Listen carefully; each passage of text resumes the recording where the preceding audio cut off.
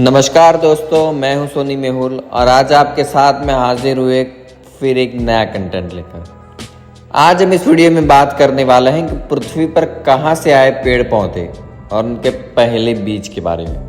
आज मैं इस वीडियो में आपको उनकी पूरी जानकारी दूंगा, तो बने रहिए मेरे साथ एंड तक इस वीडियो में। पृथ्वी पर पेड़ पौधों का विकास एक बड़ी घटना थी, लेकिन उनकी शुरुआती बीजों से नहीं हुई थी। बीज यानी सीड्स के प्रक्रिया के जरिए पनपने से पहले बीजाणुओं के द्वारा पेड़ पौधों का विकास हुआ करता था। ऐसे में ये सवाल दिलचस्प है कि सबसे पहला बीज कौन सा हुआ था। वैज्ञानिकों ने ऐतिहासिक प्रमाणों के जरिए ये भी पता लगाया है कि बीज वाला पहला पौधा कौन सा था। पेड़ पौधों का पृथ्वी पर जीवन के विकास में बहुत बड़ी भूमिका है। वैसे तो बीज शब्द का अर्थ पेड़ पौधों के लिए ही उपयोग में लाया जाता है, लेकिन साहित्य में बीज शब्द उद्गम बिंदु के लिए उपयोग में लाया जाता रहा है। लेकिन विज्ञान के नज़रिए से एक सवाल ये उठता है कि आखिर पृथ्वी पर पौधों का पहला बीज कहाँ से आया। ये सवाल अपने आप में अजीब है, क्योंकि पहले बीज बिना पेड़ के कैसे आया होगा और पहला पेड़ बिना बीज के नहीं आया होगा। आइए जानने की कोशिश करते हैं कि आखिर इस बारे में क्या कहता है विज्ञान।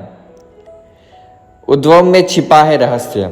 इस सवाल का जवाब एक शब्द में छिपा है, जिसमें जीवन का उद्भव या विकास कहते हैं। इस लंबी प्रक्रिया में समय के साथ जीवों में बदलाव होते हैं, जिन्हें जीव बदलते परिवेश में सही तरह से ढालने के लिए लाते हैं। जो जीव बेहतर जीते हैं वे न केवल लंबा जीवन जीते हैं, बल्कि उनके ज़्यादा बच्चे भी होते हैं। ये सब कुछ योग्यतम के लिए अस्तित्व के सिद्धांत तहत होता है।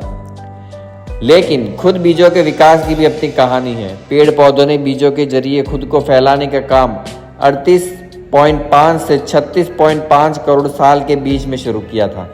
यानी कि बीजों के अस्तित्व में आने से पहले ही पेड़ पौधों का अस्तित्व मौजूद था। तो फिर उससे पहले पेड़ पौधे पनपते कैसे थे? इसी के जवाब में हमारे सवाल का जवाब छिपा है। बीज से पहला बीजाणु। बीजों के आने से पहले पौधे बीजाणु का उपयोग करते थे, जिन्हें स्पोर्स कहते हैं।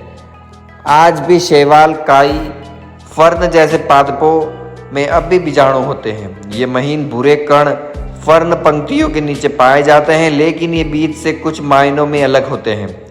बीजाणु केवल एक ही कोशिका के होते हैं, जबकि बीज में बहुत सारी कोशिकाएं होती हैं और विभिन्न कोशिकाओं की अलग अलग भूमिका भी होती है।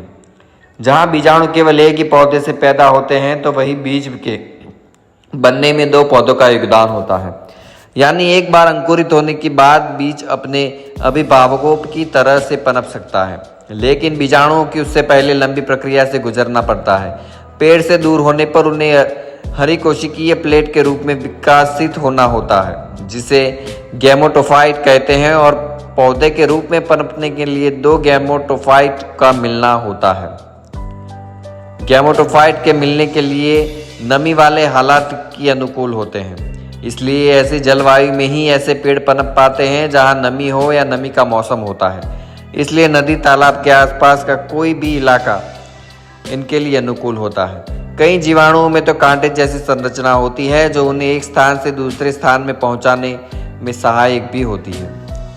वैज्ञानिकों का मानना है कि पहला बीज वास्तव में एलेक्सिनिया पोलोर्फा नाम का विलुप्त फर्न है, जो पौधों ने पहले बीज के तौर पर उपयोग किया था। और इस पौधे में एक कप की तरह का हिस्सा होता है, जिसे कपल्स कहते हैं, जो बीज का विकसित होते समय संरक्षण करता था। और ये कपल्स पौधे की शाखाओं के साथ बढ़ते हैं। अब तो बीज या तो फल के या फिर देवदार के पेड़ के कठोर शंकु के अंदर होते हैं।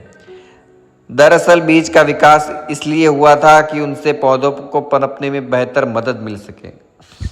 उन पर कठोर आवरण भी होता है, जिससे बीज लंबे समय तक सुरक्षित भी रह पाता है और मौसम की विपरीत स्थितियों को भी झेल सकता है।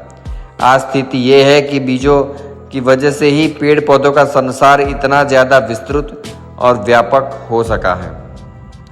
तो मुझे उम्मीद है वीडियो पसंद आया होगा, तो लाइक, शेयर, सब्सक्राइब करें। मिलते हैं नए वीडियो के साथ। धन्यवाद।